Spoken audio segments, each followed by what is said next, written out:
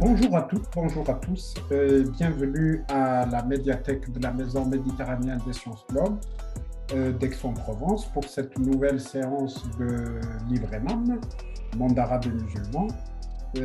Alors, je suis Kamel Chachoua, je suis chercheur en anthropologie à l'Institut d'études et de recherche sur le monde arabe et musulman, un laboratoire affilié au CNRS et à Aix-Marseille Université.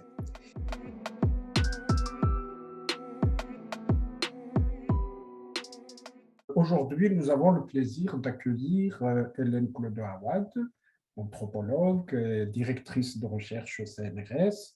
Elle vient de publier un nouvel ouvrage qui s'intitule Habiter le désert. Alors, c'est Les Touaregs de Dakar, photographié par Marsogast 1951-1965. Ce livre est publié tout récemment aux éditions Non-Lieu 2021. C'est un livre aussi qui compte beaucoup de photographies, 323 en tout, que vous avez sélectionné sur un total, un ensemble, je crois, du fonds visuel déposé ici à la Maison méditerranéenne des sciences de l'homme, qui compte quand même 10 000 clichés, vous dites. Et c'est vraiment énorme. Alors, vous présentez aussi ce qui est intéressant dans ce livre, c'est d'abord le choix de ces 323 photographies et aussi leur contextualisation que vous avez présentée en introduction, assez dense et en même temps très accessible et très bien écrite surtout, et qui contextualise le contexte à la fois biographique de Marsogast et aussi cette expérience, cette première expérience, notamment de 51 à 56, 1951-1956, où il a pris, où il a été affecté pour la première fois dans l'Akar et plus précisément chez les Kelrela, chez les Imouhar, si j'ai bien prononcé. Et c'est la première classe de Marsogast, ce qu'on appelle l'école nomade chez le Kelrela. Et notamment, il est affecté aussi à ce campement de l'aménocale Bayahamouk, c'est ça. Et pourquoi ce choix précis des Kelrala, Hélène Clodo? Pour répondre à cette question à plusieurs tiroirs, je vais d'abord dire que j'ai fait un choix non pas entre le fond global qui représente 10 000 photos et qui a été déposé à l'IREMAM sous la responsabilité scientifique de l'encyclopédie berbère. Donc, les photos à partir de 1960, lorsque Marsogast devient chercheur au CNRS, concernent essentiellement son thème de recherche qui va devenir l'alimentation en milieu aride et spécialement dans la Hagar. Alors moi, je me suis intéressée à une période où Marsogast est instituteur, donc il n'est pas encore chercheur. Et ce qui m'a guidée dans ce travail, c'était l'interrogation finalement qui va irriguer toute sa recherche future, c'est-à-dire comment se nourrir au Sahara. Pourquoi? Parce que en tant qu'instituteur nomade, il va faire l'expérience d'une vie difficile dans un milieu au climat extrême. Et c'est en éprouvant lui-même la difficulté de s'organiser pour résister à ce climat, je pense, qu'il va guider ses recherches futures. Mais là, on n'en est pas là. Donc, Marsogas est instituteur et en tant que jeune homme, on sent bien qu'il le dit lui-même dans ses mémoires, il a soif du grand large. Alors, qu'est-ce que c'est le grand large? Pour lui, eh bien, c'est ce rêve d'aventure, notamment au Sahara. Et il va tout faire pour être nommé dans le Sud, ce qui est en même temps assez exceptionnel pour quelqu'un qui est né à 30 km d'Alger, qui a grandi dans un grand domaine agricole colonial dont son père était régisseur. Euh, Enfin, il a ce rêve et il va s'approcher du Sahara en étant d'abord nommé à La Gouate une année et puis à El Oued une autre année. Donc, on est déjà en milieu saharien, mais à des kilomètres, des centaines de kilomètres de la Hagar. Et finalement, il arrive dans la Hagar, il a 24 ans et il va arriver dans ce campement de l'Aménokal qui est en fait le chef de l'ensemble du pôle politique de la Hagar, du moins le chef symbolique, puisqu'on est en contexte colonial et que cette chefferie est quand même étroitement contrôlée par les autorités administratives. Voilà un peu le contexte de l'arrivée de Marsogast dans ce milieu. Alors, le campement de Kelrala et de Kelhagar dans son ensemble, il faut rappeler que c'est un ensemble de confédérations touareg qui vivent et que sur un territoire, donc sous l'autorité symbolique, mais aussi effective politique de la main locale, qui représente à la fois 3 fois le territoire de la France. Même 5 fois. 5 fois. Oui, 5 fois le Pour territoire de la France. Et Donc, c'est là, un territoire immense. Oui, en effet, c'est un territoire immense. Et finalement, le rôle de cet aménocal est à la fois de relever l'impôt au bénéfice des Français. Il avait certainement sa part, ce n'est pas précisé dans les écrits de Marsogast. Donc, il en retirait quelques petits avantages. Et c'est surtout de contrôler lui-même un ensemble de clans que l'autorité française n'arrivait pas à faire elle-même. Donc, c'est un intermédiaire et je pense que ça contribue à l'ambiance très particulière de ce campement que Marsogast décrit comme un campement assez austère, difficile. Voilà. Et lui-même, en tant qu'instituteur colonial, eh bien, il est perçu plutôt comme un impôt que comme un avantage par la population et surtout par le campement de la chefferie. Donc, il est dans une situation où les rapports à l'autre sont assez difficiles. Il va falloir qu'il construisent ces relations et ça n'a pas l'air très facile, en tout cas, d'après ses mémoires et d'après ce qu'il en dit lui-même. alors justement, la Ménocale, c'est un personnage important, mais d'une importance relative par rapport à cette médiation qu'il occupe aussi entre les confédérations touareg, les populations touareg en général et l'administration coloniale. Et c'est ce qui fait de lui à peu près, je le dirais par égocentrisme vis-à-vis du Nord, c'est à peu près le caïd du Nord habituel qu'on connaît dans l'Algérie du Nord. Et son pouvoir est à la fois tout et rien, si on regarde la réalité historique et les pouvoirs du caïd. Mais quelque part d'ailleurs, vous parlez, en utilisant les mots de Marsogast, de la main locale comme étant une cour seigneuriale. Il dit que c'est un sultan oriental. Il parle même de bigoterie quand il s'agissait de la main locale. Et par contre, vous contextualisez effectivement ce repli de la main locale à partir des années 50 ou même 40, parce qu'il dit effectivement qu'il s'est tout de suite influencé par le contexte religieux des années 40-50, c'est-à-dire c'est à peu près le réformisme musulman des années 30, qui c'est une version du réformisme musulman du Nord, notamment du mouvement de l'Islah d'Ibn Badis, qui arrive à peu près dans le sud, après les on sait à peu près, c'est une version touareg des sociétés dans le Sahara du réformisme musulman, non? Je ne présenterai pas les choses comme cela pour la bonne raison que on a affaire uniquement à un individu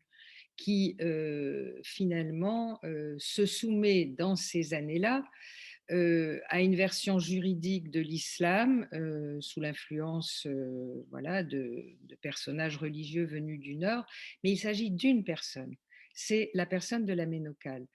Et ce qu'il y a d'intéressant, c'est que, en effet, dans le contexte colonial présent, Marsogast le perçoit, c'est moi qui parle de sultan oriental, il le perçoit comme un petit roitelet avec une cour dont la fonction n'aurait pas changé, serait immuable. Et c'est ce regard qui a façonné la perception de l'administration coloniale qui est à contextualiser et qui est très particulier parce que on se rappelle que déjà au temps des explorateurs, un parallèle a été fait entre la société touareg et la société médiévale européenne jusqu'à imaginer que les touaregs ne seraient pas africains finalement et seraient eux-mêmes les descendants de Saint-Louis, des croisés de Saint-Louis. Donc, on est dans une fantasmagorie qui, quelque part, va contaminer les gens qui arrivent dans cette société très peu connue et qui vont voir un espèce de reflet de cette société médiévale. Or, pas du tout. D'un point de vue touareg, le chef, c'est d'abord un arbitre, celui qui a le pouvoir de créer le consensus entre les clans, entre les puissances différentes des clans. Et par ailleurs, il ne faut pas oublier que c'est un chef qui est élu. Il est élu entre plusieurs candidats qui ont le droit à la chefferie. Donc, c'est vraiment. Et quand Marsogast décrit la difficulté de bien se comporter, parce qu'il a eu quand même des instructions de la part de l'administration coloniale qui lui a précisé qu'il ne fallait pas faire de vagues, il fallait pas, enfin, il fallait se montrer tout à fait correct par rapport à la ménocale et au pouvoir qui lui est prêté, mais c'est un pouvoir interprété par l'administration coloniale. Donc, ça crée une confusion et je pense que c'est pour cette raison qu'il y a une espèce de grille d'interprétation qui se juxtapose dans la relation que Marsogast noue avec ce monde touareg. Par ailleurs, au sujet de cette espèce de tristesse et de rigueur de la ménocale qui, en effet, interdit, enfin, en tout cas, c'est le témoignage de Marsogast, qui interdit les réjouissances, qui interdit les fêtes, qui interdit le jeu du violon touareg, qui interdit la poésie chantée, qui interdit la tindé, c'est-à-dire les rassemblements poétiques et festifs et chantés autour du jeu du tambour et des voix des femmes. Pour Marsogast, il s'agit de bigoterie. En fait, on peut trouver en effet d'autres motifs pour interdire ces chants. C'est la pleine époque, les années 40-50, des bandits d'honneur, c'est-à-dire ceux qui, sans aucun moyen, avec des armes dérisoires, résistent à l'administration coloniale, n'en veulent pas. Et donc, ça donne une série de chants qui sont subversifs et qui ne font pas l'éloge, comme autrefois, des poésies touareg qui parlaient de la, la noblesse touareg, la noblesse de la Hagar, donc ils ne font pas l'éloge de la noblesse de la Hagar, des guerriers preux et courageux, mais de ces êtres qui sont les bandits d'honneur et qui résistent avec des moyens dérisoires, souvent de conditions fort modestes. Alors, on comprend très bien l'irritation que peut ressentir la Ménocale face à ces registres qu'il insupporte, parce que les héros ne sont plus les gens de sa famille qui, quelque part, comme vous le dites, Kamel, eh bien, jouent le rôle de caïd et d'intermédiaire entre l'administration coloniale et la population. Oui. Et alors, Marsegast, comme instituteur, il va, se- il va travailler dans plusieurs sites différents et il va être appelé aussi à nomader, si vous voulez, entre plusieurs sites et entre plusieurs groupes ou confédérations sur un rayon à peu près, vous dites, de 100 kilomètres. Et là, c'est de là où on tient l'instituteur nomade ou l'école nomade.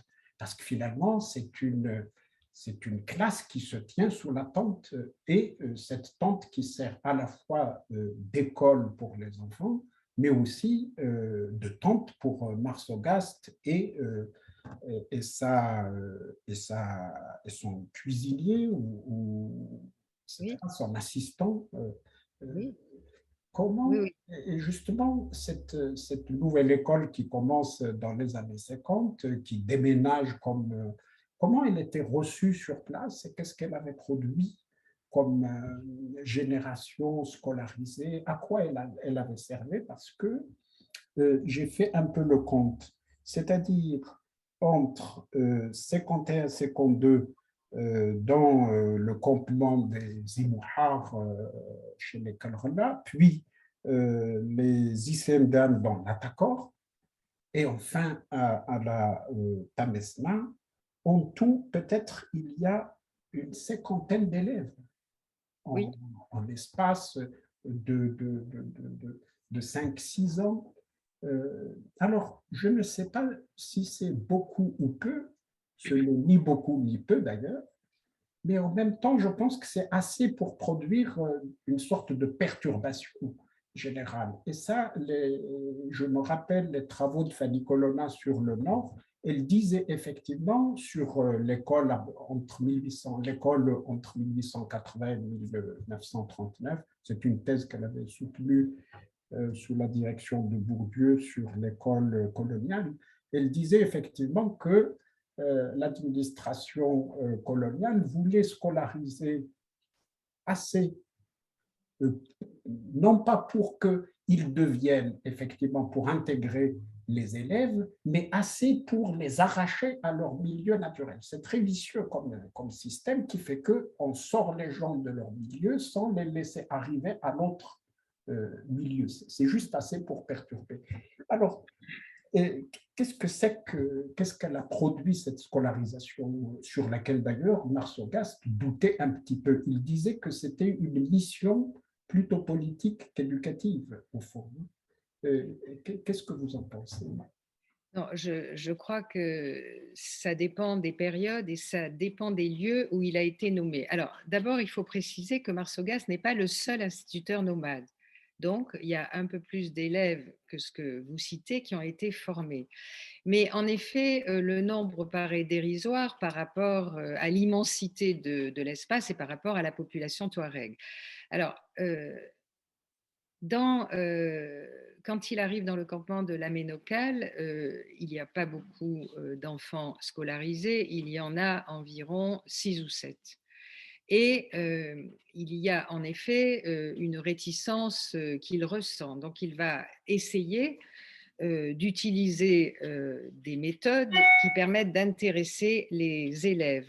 Mais le, enfin, l'idée que ça ait produit une acculturation, c'est difficile à dire dans ce cadre-là parce que c'est l'instituteur qui se déplace dans un campement nomade et donc on est dans une situation où les enfants sont chez eux et ils sont d'abord éduqués par leurs parents. C'est très très différent des situations où les enfants sont mis dans des internats en dehors de chez eux. Donc, si vous voulez, ce qu'il y a de dominant dans ce campement, c'est quand même la présence des parents et des adultes. Et évidemment, la position réticente des enfants et puis Marsogast finalement se plaint de leur arrogance, de leur insolence et il fait des rapports très durs sur ces enfants, des rapports où vraiment, voilà, il décrit des caractères intransigeants et c'est d'ailleurs des rapports qui, à mon avis, doivent être traités avec intelligence, avec l'intelligence politique nécessaire pour ne pas voilà, les divulguer au hasard de, voilà, du libre accès des documents. Pourquoi? Parce que ces documents ont besoin d'être analysés, contextualisés par rapport à ce qui se disait dans le milieu colonial. Ce n'est pas Marsogast précisément qui était capable de raconter cela, c'est un milieu ensemble, c'est un milieu d'ensemble. Voilà. Donc, ensuite, il va faire des expériences un peu différentes avec des enfants qu'il définit comme plus dociles. Alors, qu'a donné cette formation donc dans les autres milieux que celui de la chefferie? Qu'a donné cette formation? Ça a donné des personnes qui ensuite étaient capables, évidemment, de s'insérer dans des fonctions administratives. Et finalement, c'était bien l'idée de cette scolarisation obligatoire de certains campements Touareg, dans certains campements Touareg, c'était de trouver des relais à l'administration coloniale. Est-ce que ça a fonctionné? Est-ce que ça a marché? C'est très difficile parce que justement, le phénomène dit d'acculturation n'a pas fonctionné à cette échelle, c'est évident. Donc, les Touaregs sont restés pendant très longtemps, et je dirais même jusqu'à aujourd'hui, ce qui explique beaucoup de choses aussi sur la manière dont on gère leur territoire. Ils sont restés dans l'esprit de l'administration coloniale et post-coloniale des êtres suspects. Suspects de soulèvement, suspects d'idées subversives, suspects. Voilà, donc la fabrication aussi de cette image de Touareg qui, bien que soumis à l'autorité française, soit suspect, elle perdure. Jusqu'à aujourd'hui, elle perdure. Donc c'est très intéressant et c'est pour ça que cette observation des premiers temps, les temps qui précèdent le travail de Marsogast en tant que chercheur, m'ont tellement intéressée. C'est-à-dire que à mon sens, c'était utile de travailler sur la fabrication de ce regard, qui est lié à tout un contexte dont finalement les témoins parlent très peu. Enfin, on ne dissèque pas cette présence écrasante du contexte colonial. Et quand Marsogast, par exemple, parle de bigoterie au sujet du chef de la gare, il parle de tristesse, il parle. Est-ce qu'il contextualise cela dans justement la compréhension aiguë de ce que signifie la perte du pouvoir, la perte du quant à soi, la perte de la gestion du territoire pour le chef de la gare? Je crois qu'il ne le réalise pas. Sa présence est peut-être plus pesante aussi pour les Touaregs, j'imagine. Mais il ne Alors, le voit pas peut-être ainsi. non, non, je pense qu'il le perçoit quand même, puisque quand il s'interroge sur le rôle que joue sa nomination dans un espace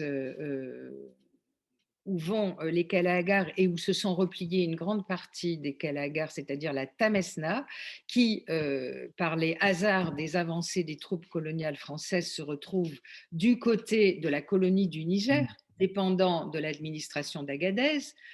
Il s'interroge sur le fait qu'on l'envoie là-bas pour instaurer une présence française dans une région où il y a des Touaregs de la Hagar recensés du côté algérien, mais vivant en dehors de l'administration, du contrôle de l'administration algérienne. Donc, en même temps, voilà, il a cette conscience. Il se demande pourquoi on le nomme dans cette région et il en conclut que c'est peut-être pour rappeler que ces Touaregs de la gare dépendent de l'administration coloniale de Ouargla, Alors, de l'annexe. mais à ce moment-là, justement, fin 53, début 54, il y a quand même le 1er novembre 54, dont on imagine effectivement que les échos aussi sont arrivés sur place, du moins chez, à Marsogast. On voit effectivement dans les photos, on voit un garçon travailler sur le journal L'Écho d'Alger, par exemple. Oui, oui, tout à fait, tout à Imagine fait. qu'il n'est pas au Sahara, les personnes ne sont pas aussi coupées Ah de, non, elles ne sont de pas du tout coupées. l'information politique, etc., encore moins. Et peut-être que cette image, la guerre qui commençait, la contestation, la résistance, etc., n'est pas assez donnée dans l'analyse, même si de 54 à 56, il était sur place, mais on ne sait pas quel était l'écho de la guerre à ce moment-là dans le Sud. Je parle de l'écho, je ne parle pas des actes de guerre à ce moment-là. Non, je pense que c'était clairement une préoccupation sous-jacente et c'est pour ça que je crois que les autorités administratives essayaient de, voilà, de s'informer, de contrôler et de contenir. Pour moi, c'est clair. Alors, est-ce que Marsogast le ressent ainsi? Marsogast, évidemment, est au courant de ce qui se passe dans le Nord, où réside sa famille. Il est au courant de toutes les contestations naissantes. Mais il dit que, en effet, dans le Sud, voilà, c'est extrêmement calme. Donc, on sent cette préoccupation de manière très sous-jacente, mais elle n'est pas explicite. Alors les photographies qui sont très belles, et vous avez réussi à mettre les 323 dans un livre en page. Hein, il y a assez de photos qui sont très très bien reproduites d'ailleurs. Et on s'étonne pour des photographies des années 50, on se demande avec quel appareil, dans quel contexte il photographiait, est-ce que c'était... parce qu'il y a de très belles photos. Et Oui, il y a des photos aussi, on se demande si c'est lui vraiment qui les a prises parce qu'on le voit lui. Donc il y a quelqu'un d'autre qui était en train de oui, prendre ces photos aussi. oui, Et oui, en même temps, on voit beaucoup d'enfants, ça vous le soulignez très bien. Vous avez d'ailleurs donné aussi dans le texte une contextualisation très, très intéressante sur ce contexte scolaire d'institution. Et ces photos sont vraiment indispensables et très, très, très, très belles. Et vous avez rendu vraiment l'esprit, le sentiment, les corps, on les voit, la nudité, les coiffures des enfants, la manière de s'asseoir, comme dans une école coranique, on dirait. Hein. Quelquefois, par contre, les jambes en l'air, comme vous dites, les jambes en ciseaux, c'est mêlé, les filles et les garçons, on ne sait pas, de toute façon, on n'arrive pas à savoir, les corps sont extrêmement mêlés, ces corps d'enfants hein, on a du mal à distinguer d'ailleurs entre filles et garçons. Est-ce que, effectivement, je me suis posé cette question, c'est pas Marsogast qui prenait ces photos? Il y en a une partie au moins, peut-être. si, Parce qu'il si. y en a deux ou trois où on le voit lui-même. Non, Marsogast a pris toutes ces photos, ça c'est clair. Ces photos d'ailleurs sont souvent Sauf celle où il est sauf lui-même celles pris en photo. où il est pris en photo par des collègues souvent instituteurs. Voilà, c'était souvent ses collègues instituteurs qui lui rendaient visite ou des touristes. Il parle des touristes Ah aussi, bon. puisque finalement, le directeur d'école de Tamanrasset, qui était responsable des instituteurs nomades et qui les ravitaillait, amenait très souvent des touristes pour voir ce que c'était qu'une classe nomade, donc transformant un peu cet espace d'enseignement en zoo humain dont se plaint énormément Marsogast. parce que ça déconcentre les enfants, parce que ça interrompt la classe pour un motif futile. Enfin, il était assez mécontent de ces vidéos. Alors, ces photos, elles ont été prises par Marceau Gast. Beaucoup donc, sont sans contraste, justement, et il y a eu un travail. Certaines sont floues, et j'ai énormément insisté pour qu'on les publie pour leur intérêt, même si techniquement elles ne sont pas irréprochables. Certaines sont très belles et bien conservées, ce n'est pas le cas de la majorité, et je dois remercier l'éditeur pour son travail remarquable sur les photos, parce qu'il les a rendues, enfin vraiment, il les a améliorées, il les a rendues publiables, ce qui au début était difficile à envisager, puisque moi j'avais retenu un certain nombre de photos, et il en avait éliminé la moitié en disant ça ne sortira pas à l'impression. Dans les photos que fait Marceau Gast, il y a évidemment beaucoup de photos de paysages, parce que c'est très difficile de rester indifférent à ces paysages extraordinaires de la Hagar. Pourquoi j'ai éliminé ces photographies? Parce que cet espace Touareg de la Hagar est extrêmement connu par les photographes postérieurs qui sont venus prendre avec beaucoup de technicité ces paysages grandioses. Il photographie aussi beaucoup les sites rupestres, et de la même façon, je n'ai pas retenu ces photos parce que ensuite elles ont été documentées de manière techniquement, qualitativement meilleure.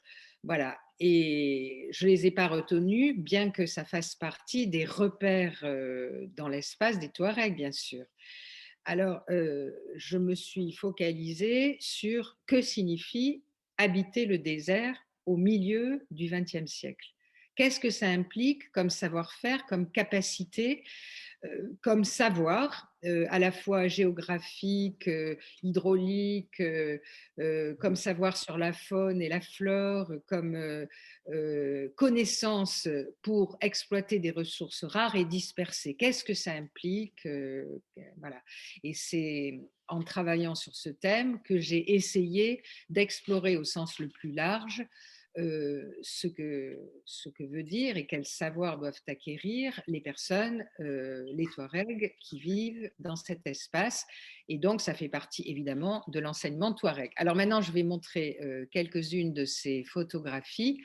Et en effet, je disais que l'instituteur Marceau Gast, qui faisait primer l'idée qu'il devait transmettre son enseignement d'instituteur aux enfants, il ne s'est pas formalisé des attitudes tantôt allongées, tantôt voilà, avec les jambes croisées des élèves, pour la bonne raison qu'il travaillait dans des conditions extrêmement sommaires, rustiques. Les élèves, évidemment, n'avaient pas de bureau, donc ils étaient assis par terre. Ils s'appuyaient sur des planches,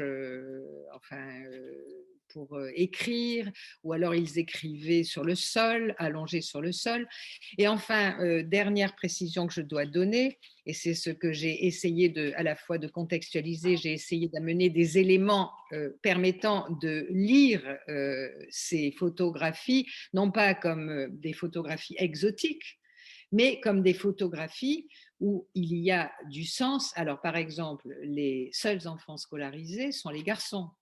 Non pas parce que on pense que les filles ont moins de capacités intellectuelles, mais au contraire, c'est parce qu'on a affaire à une société matricentrée dans laquelle les femmes ont un rôle prééminent, et donc pour éduquer les filles à ces hautes fonctions, seule la société peut le faire.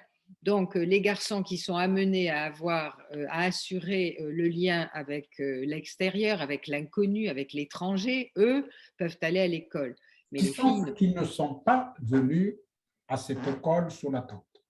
Puisqu'il y a 7 enfants, on imagine que pour non, les non, filles, mais c'est je veux un dire pour les garçons, parce que sept élèves, c'est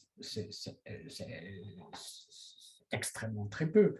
Donc, on imagine qu'il y a beaucoup qui ne sont pas venus, beaucoup de parents qui On peut le voir comme une contestation de cette mission scolaire, on peut le lire aussi comme les réticences vis-à-vis de la scolarisation qu'on a connue déjà à la fin du 19e siècle, par exemple dans la société kabyle, où les travaux paysans, etc., empêchaient les enfants. Il n'y avait pas la croyance, il y avait la suspicion Oui, politique, tout à fait. religieuse, etc. Donc, Non, non, tout à on fait. parlera Il y de a enfants qui ne sont pas à l'école. Oui, oui. Alors, c'est difficile à dire. On a affaire en même temps à un campement qui est petit. Il y a 64 personnes en tout. Donc, apparemment, tous les enfants en bas âge sont venus. Et au départ, il était question aussi de donner des cours à des adultes qui n'ont jamais accepté. Par contre, quand la classe se tient, on voit des adultes venir davantage pour savoir ce que dit l'instituteur plutôt que pour, voilà, parce qu'ils participent à la classe. Donc, ça aussi, il faut que l'instituteur accepte la présence de ces adultes qui contrôlent en quelque sorte ce qu'il fait avec les enfants. Donc, c'est dans tout ce contexte que Marsogast, grâce à l'intervention de la méthode Freinet qu'il met va quand même réussir par une sorte de séduction à intéresser des élèves réticents. Et le récit de ce qui se passe en classe est très intéressant. Alors, je vais partager l'écran pour montrer les photos et pour montrer les thématiques qui ont servi à classer ce choix de photos. Pour commencer, une carte pour montrer que l'espace de mobilité des Kalahagars, c'était entre le massif de la Hagar et bien plus au sud, à 600 km au sud, la Tamesna, qui se trouve reversée entre trois frontières finalement, c'est-à-dire du côté du Niger, mais aussi une partie du côté du Mali. Et c'est un territoire interconfédéral qui fait le lien entre tous les pôles politiques touaregs, ce que l'administration coloniale soupçonnait mais ne percevait pas vraiment. Alors, voilà en quoi consiste l'école. Vous voyez que le matériel est très rudimentaire, c'est une hutte ou une tente. Et voilà, on voit les élèves en train de s'appliquer à écrire.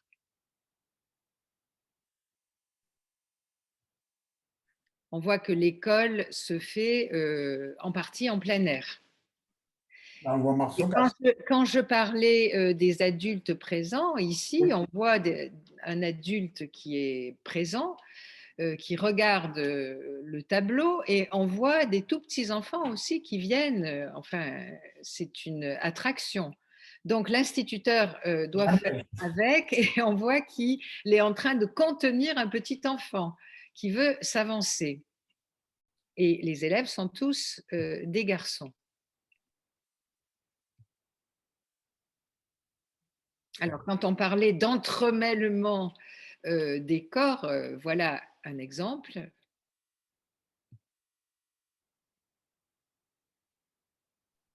Alors, les coiffures sont très intéressantes. Les coiffures sont très intéressantes. Les enfants donc ont des coiffures. Qu'est-ce qu'elles signifient, ces coiffures? Alors, les coiffures correspondent à des âges donnés. Ah, d'accord. Et elles sont reliées, là aussi, à des représentations de la construction de la personne chez les Touaregs. Voilà. Alors, par contre, bon, ben, Quand on a beaucoup, quand on a beaucoup, ou quand on a juste une petite touffe sur le cerveau? non, ça dépend de l'âge. Ça dépend de l'âge. Et donc, la plupart des enfants ont cette petite touffe. Et on voit que, comme dans l'ensemble d'ailleurs du monde berbère, du monde amazigh, on dégage, on aime beaucoup dégager le front et les tempes de la chevelure pour faire un visage, voilà, propre aussi. Et voilà, là, voilà, avec un grand front. Et donc, il y a en général une petite touffe sur le sommet du crâne, qu'on appelle tehakut, et il y a éventuellement des touffes de part et d'autre du Ouais. crâne.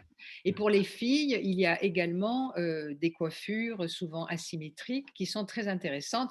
Mais là, Marsogas photographie sans même donner le nom de ces coiffures. Donc, D'accord. je les ai restitués dans le livre. J'ai essayé de donner ces éléments. Alors voilà une coiffure à crête qui est absolument remarquable et un petit élève qui s'applique à écrire allongé sur le ventre. Alors, les photos, elles permettent aussi de comprendre le contexte dans lequel évoluent ces enfants et qui est marqué d'abord par la mobilité nomade, donc une habitude du déplacement, une habitude des animaux. Là, on voit un déménagement avec un enfant qui est sous un auvent sur un chameau tiré par un autre animal sur lequel d'ailleurs est montée sa mère, si je me souviens bien de la photo. On voit le matériel, les bouteilles à beurre, etc. Donc c'est cette expérience que rendent aussi ces photographies. À gauche, on voit deux enfants, deux élèves de la classe de Marsogast et du clan des Calrella d'ailleurs, dont le fils de la Ménocale à droite, qui font du gardiennage de troupeaux. À droite, on voit un tout jeune enfant, tout à fait à l'aise sur sa monture. On voit aussi la participation des enfants ici dans la Tamesna aux tâches productives, aux tâches quotidiennes d'exor de l'eau, par exemple, qui est une tâche très pénible. Et on voit les enfants jouer. À droite, une petite fille qui joue avec une longue perche et à gauche, un petit garçon qui saisit des cristaux de sel. Voilà. Donc, D'accord. les cristaux de sel, c'est utile à la cuisine. Et puis, on voit le quant à soi de ces petits-enfants, avec à gauche un petit garçon et son vêtement déjà à demi drapé, à droite une petite fille. Donc, les enfants sont nus pour des raisons d'hygiène, d'ailleurs, comme le comprend très vite Marsogast. Et ils évoluent dans ce milieu souvent pierreux, pieds nus et tout nus. À gauche, on voit un petit chasseur de gerboises. Donc, ça fait partie des activités et des compléments alimentaires que les enfants se trouvent. Et à droite, on voit un jeune homme qui tient un bébé sur ses genoux. Et j'ai retenu cette photo. Pourquoi? Parce que il y a une constante chez les Touaregs, c'est l'affection de tous les adultes et notamment des hommes pour les enfants. Voilà, il y a quand même une façon de se comporter qui est assez étonnante par rapport à d'autres sociétés plus patricentrées où les hommes évitent de s'occuper des tout petits enfants. Ici, c'est le contraire. Alors, cette photo, je l'ai retenue parce que ça fait partie de l'univers des jeunes gens, ici des adolescents de la Tamesna, donc des Irregenaten, et qui sont, voilà, c'est des attitudes très décontractées. Donc, les deux garçons sont à gauche et deux filles à droite. Alors, Marsogas s'est intéressé aux tâches du quotidien, comme l'élevage, bien sûr, le gardiennage, ici des troupeaux de chèvres, avec une bergère qui a drapé de manière très intéressante son voile pour se protéger du soleil. Les tâches d'exor de l'eau au puits d'Ina Benharit, donc où se trouvent des clans de plusieurs confédérations. Marsogast a l'idée que les Touaregs de la Hagar, chez qui il est instituteur, sont seuls dans ce vaste espace de la Tamesna, mais ces photos ont l'avantage d'amener des informations complémentaires qui montrent qu'il y a des gens de l'Aïr et de l'Adar qui sont également présents et d'autres confédérations grâce à des particularités vestimentaires. Aussi l'idée coloniale de la tribu comme un espace clos sans relation avec les autres domine dans ce regard et amène une certaine cécité. Chaque période a ses cécités, mais en voilà une.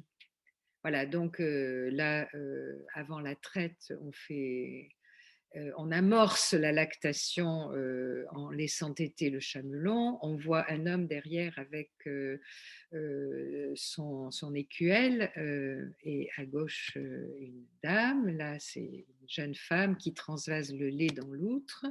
Ici, ce sont les tâches de fabrication du fromage et la récupération de la partie solide du lait. Voilà. Et enfin, les tâches du quotidien, c'est aussi de piler, un travail qui est fait aussi bien par les hommes que par les femmes pour préparer une bouillie lactée. Enfin, Marsogas s'est beaucoup intéressé à l'agriculture, à la culture. Ici, on voit la culture du blé dans un des hameaux de culture. Et on voit la façon dont on défrichait la terre avec un travail collectif, en général rythmé par des chants pour donner de l'énergie, et l'introduction en 1963 qu'il filme du premier motoculteur dans la gare et les expériences qu'il fait. Alors, ce que ces photos ajoutent à ce type d'information, eh bien, c'est d'abord la position des corps au travail et puis la façon dont on s'habille au travail. C'est vraiment très intéressant. Les travailleurs qui se servent de la machine, ils remontent leurs pantalons, ils conservent leur turban et ils sont torse nu. Voilà, donc ça donne une idée de ce que peut être le sentiment de nudité, ça serait certainement d'enlever le pantalon, ce qui ne se fait jamais, et d'enlever le turban aussi. Il y a quelqu'un au bout qui a une chemise et le pantalon. Oui, en effet, et c'est probablement un instructeur du Nord. Ça a Ah, l'air d'être un Touareg. Alors, Marsogast, dès que, enfin même en tant qu'instituteur, il s'intéresse aussi déjà à la cuisine, aux ressources non, des... justement, c'est en 1956, il reçoit une visite surprise de quelqu'un qu'on connaît beaucoup par l'ethnologie et par l'histoire, Germaine Thion, mais aussi, je pense, à une autre occasion, Jacques Soustel, qui était à l'époque gouverneur général à partir de 55.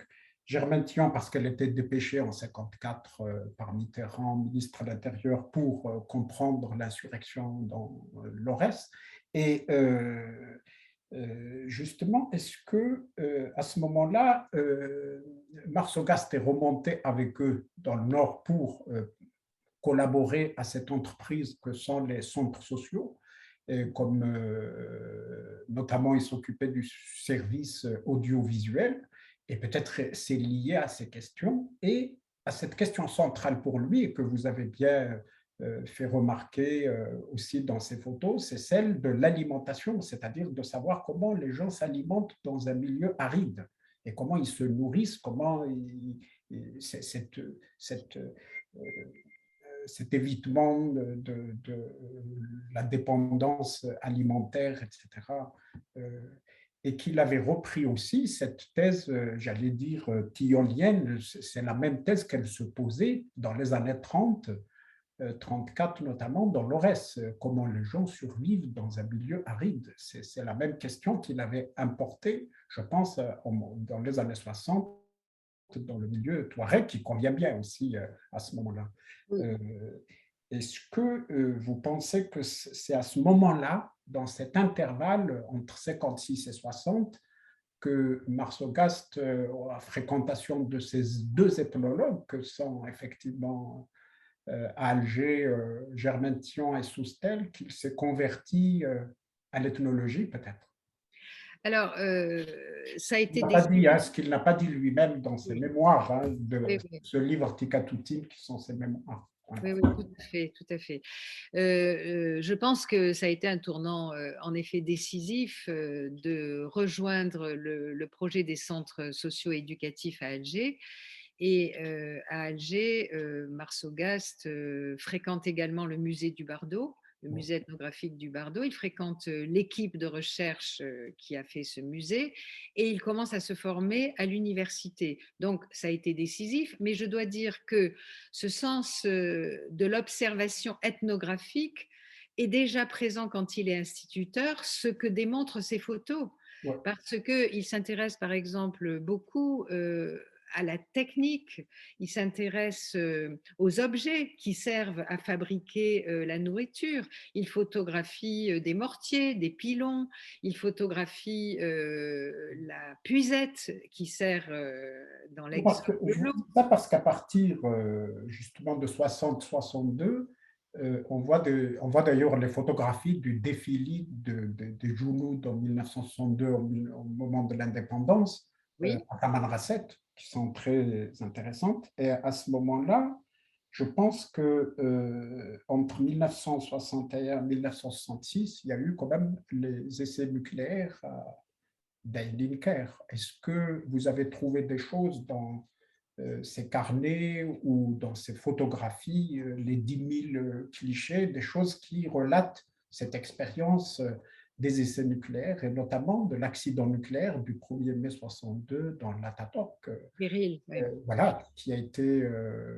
mais je ne sais pas s'il y a effectivement des travaux, parce que quand même, les essais atomiques qui ont commencé dès les années 60 ont attiré beaucoup de Touaregs qui ont prolétarisé pratiquement une partie et qui ont découvert le salariat peut-être, etc. Oui, C'est un moment aussi, ce moment atomique est un moment qui a transformé beaucoup le paysage naturel, agricole, hydraulique, la vie, tout est arrivé à ce moment-là, à mon avis, pour toute la transformation, la culturation matérielle, etc. oui, Qu'est-ce que on vous en peut. pensez de... Oui. Non, non, ça a joué un rôle forcément très important, c'est-à-dire le salariat dans ces chantiers du nucléaire, bien sûr, de l'extraction voilà, des essais nucléaires, pardon. Donc ça a été important, mais Marsogast, parce que au moment où je faisais des entretiens prolongés avec lui pour qu'il écrive ses mémoires, je lui ai posé plusieurs fois la question. Et en fait, c'est une question, on va dire, que lui-même ne se posait pas. Parce que cette industrie nucléaire représentait pour lui quelque chose de l'ordre du progrès. Donc, il ne s'est pas posé ces questions et il n'est pas allé prendre en photo ni les chantiers, c'était peut-être pas autorisé d'ailleurs, hein. Il n'a pas pris en photo l'accident pour la bonne raison qu'il n'était pas là. Il va arriver un mois après et ça aura peut-être des incidences d'ailleurs sur sa santé, on ne sait pas. Enfin bref, c'est une question qu'il ne s'est pas posée et qu'il a éludée. Et dans ses carnets, bon, maintenant, il faut aller peut-être plus en détail. Ces archives manuscrites sont importantes, donc j'ai peut-être pas tout lu, mais dans les carnets que j'ai consultés, il ne mentionne pas cet épisode. Alors la situation continue un peu presque aujourd'hui, hein, le désert est devenu presque inhabitable.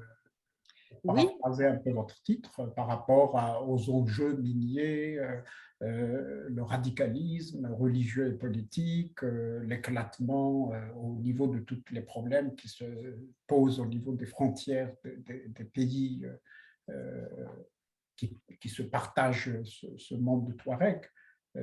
Qu'est-ce que vous pensez par rapport, quand vous regardez ces photos, par rapport à l'actualité d'aujourd'hui? non, je pense en effet que l'enjeu minier, il est présent dès 1956 avec la découverte du pétrole, des réserves de pétrole, et c'est bien pour ça que ensuite, en 57, est créé le projet de l'OCRS qui échoue puisque l'Algérie devient indépendante, mais avec des accords extrêmement contraignants sur le plan minier. Et c'est pour ça que l'Algérie a cette étrange forme qui reprend l'avancée des troupes coloniales et qui englobe, qui annexe le territoire touareg au sud parce qu'il y a du pétrole. Donc le pétrole et le gaz algérien viennent en grande partie du pays touareg. Et vous avez raison, Kamel, de relier des faits et des réalités qui rendent aujourd'hui le désert dangereux et inhabitable, c'est-à-dire l'apparition de groupes dits terroristes, l'intervention de l'armée et de l'armée française d'ailleurs. Et si on descend plus au sud, avec la découverte de l'uranium, l'intervention de l'armée française chaque fois qu'il y a un soulèvement touareg. C'est-à-dire, c'est même pas les armées nationales locales qui interviennent. Voilà. Donc, eh bien, les enjeux économiques miniers sont tellement importants au Sahara que, en effet, ça explique beaucoup de choses. Et pour en revenir au milieu des années 50, il n'y avait pas encore eu la découverte du pétrole, il y avait simplement les chantiers où s'embauchaient les Touaregs, mais il y aurait les essais nucléaires bientôt, mais c'est ce que ressentaient les chefferies Touaregs. Les Touaregs étaient parfaitement comment dire, inquiets et au courant de tout ce qui se tramait et ils savaient bien qu'ils n'avaient plus du tout la maîtrise de leur pays. C'est ça la vérité. Et Alors, c'est ma dernière probablement question, cette dimension que n'ont pas perçue des observateurs qui eux-mêmes faisaient partie du système colonial. Et c'est pourquoi leur regard s'est façonné d'une certaine façon en excluant de leur comment dire, de leur regard la colonisation, tout simplement. Ils ont fait une impasse sur la colonisation.